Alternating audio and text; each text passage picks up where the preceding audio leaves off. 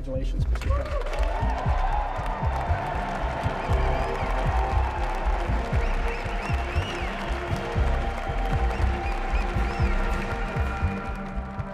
दुनिया की नजरें जब डोनाल्ड ट्रंप के शपथ ग्रहण पर थी, तब भारत में एक सवाल सबके जहन में था।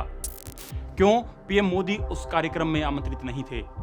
भारत की तरफ से कहा गया कि पीएम मोदी का शेड्यूल बहुत व्यस्त है, लेकिन असल वजह सिर्फ शेड्यूल नहीं थी। दरअसल 2019 में माहौल को गलत समझ लेने के बाद इस बार मोदी के सलाहकार किसी भी अमेरिकी उम्मीदवार के समर्थन से बच रहे थे। हालांकि मोदी ट्रंप से मिलने गए, लेकिन उसके बाद जो कुछ हुआ वो ज्यादा महत्वपूर्ण है। अमेरिका के साथ ट्रेड डील अटकी हुई है और भारत पर 50% का टैरिफ जारी है। भारतीयों का बेड़ियों में डिपोर्टेशन भी एक तल्खी के रूप में सामने आया। कई लोग मानते हैं कि भारत अमेरिका के रिश्तों में असली झटका भारत और पाकिस्तान के टकराव के बाद लगा। वजहें कई हो सकती हैं, लेकिन सवाल एक ही है, आखिर भारत की विदेश नीति में बार बार ऐसी चूक क्यों हो रही है? ट्रंप किसी न किसी बहाने भारत को नीचा क्यों दिखा रहे हैं? लोग ये भी मानते हैं कि भारत की अंतर्राष्ट्रीय छवि को गहरा धक्का पहुंचा है। इसके पीछे राष्ट्रपति ट्रंप की लगातार उल्टी सीधी बयानबाजी और दुनिया में घटती भारत की कूटनीतिक मौजूदगी है। ऑपरेशन सिंदूर के बाद हालात और मुश्किल हो चले हैं, और इतना सब कुछ होने के बावजूद डॉक्टर एस जयशंकर अब भी विदेश मंत्री बने हुए हैं। इस तरह टैरिफ हों, अमेरिकी सैंक्शन हों और पड़ोसी देशों से खराब रिश्ते हों, सबके बावजूद जयशंकर अपनी कुर्सी पर बने हुए हैं। तो सवाल सिर्फ ये नहीं कि विदेश नीति बेपटरी क्यों हो चुकी है, सवाल ये भी है कि विदेश मंत्रालय के नेतृत्व में कोई बदलाव क्यों नहीं हो रहा। इन सवालों के जवाब खोजने के लिए हमने लटियन दिल्ली की तमाम गलियों दरवाजों पर दस्तक दी।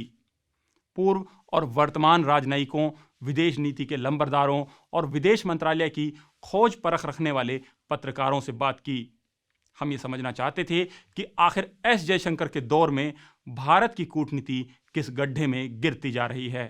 ऐसा क्यों है कि भारत के विदेश मंत्री की छवि एक स्वतंत्र राजनेता की बजाय प्रधानमंत्री मोदी के निजी विदेश नीति प्रवक्ता की बनकर रह गई है?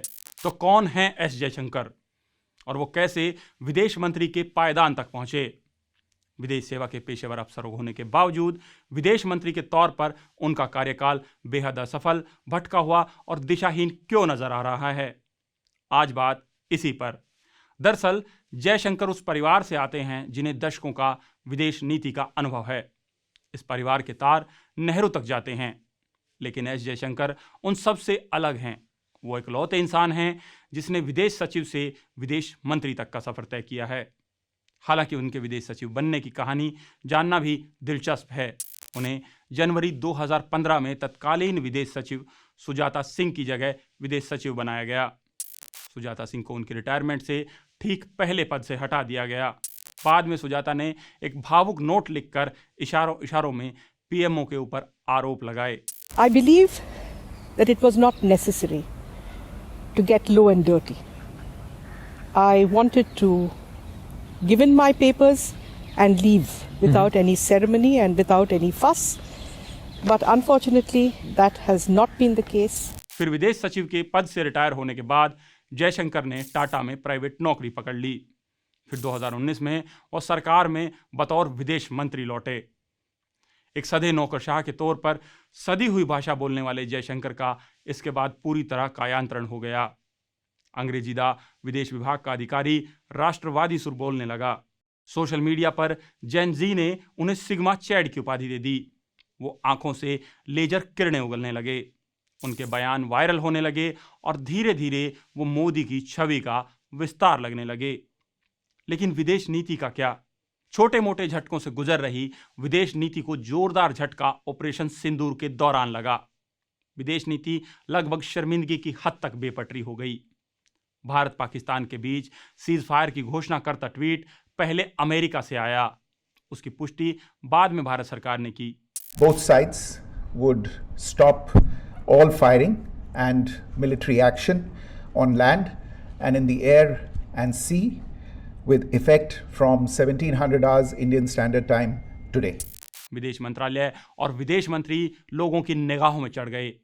इसके बाद ट्रंप ने बारंबार सीज फायर का श्रेय लेना जो शुरू किया तो भारत की विदेश नीति की लगभग कलई ही खुल गई।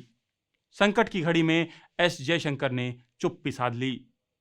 जो भी हो, फॉर्मर डिप्लोमेट तलमीज अहमद के मुताबिक विदेश नीति अब बस सरकार की घरेलू साख बढ़ाने का उपकरण बनकर रह गई है। क्या इसकी वजह यह है कि नेहरू से मोदी तक विदेश नीति को असल में तो प्रधानमंत्री ही तय कर रहे हैं, या फिर अपवाद स्वरूप सुषमा स्वराज सरीखे नेताओं का नाम लिया जाए, जो असलियत में नेता पहले थीं और मातहत मंत्री बाद में। विदेश मंत्रालय से जुड़े एक अधिकारी जयशंकर की शख्सियत को बयान करते हुए कहते हैं, असल में वो निर्देशों का पालन करने वाले एक करियर डिप्लोमेट हैं जो हायरार्की और डर के साए में जीता है। भारत की विदेश नीति और जयशंकर की भूमिका पर मेरे साथी फुरकान अमीन की ये रिपोर्ट और भी कई परतों को खोलती है। इसे पढ़ने का लिंक इस वीडियो के डिस्क्रिप्शन में मौजूद है। मोदी के काल में विदेश नीति की दशा और दिशाहीनता का आकलन कर रही ये लंबी रिपोर्ट न्यूज़ लॉन्ड्री के सब्सक्राइबर्स के लिए इस साल के अंत में खास तोहफा है। अगर आपने अभी तक न्यूज़ लॉन्ड्री को सब्सक्राइब नहीं किया है तो लगे हाथ कर लीजिए। मेरे बगल में एक QR कोड है या फिर डिस्क्रिप्शन में आपको सब्सक्रिप्शन का लिंक भी मिल जाएगा। तो सिर्फ इस रिपोर्ट के लिए नहीं बल्कि इस जैसी तमाम रिपोर्ट्स के लिए, आज़ाद पत्रकारिता के लिए और एक स्वस्थ लोकतंत्र के लिए आज ही सब्सक्राइब कीजिए।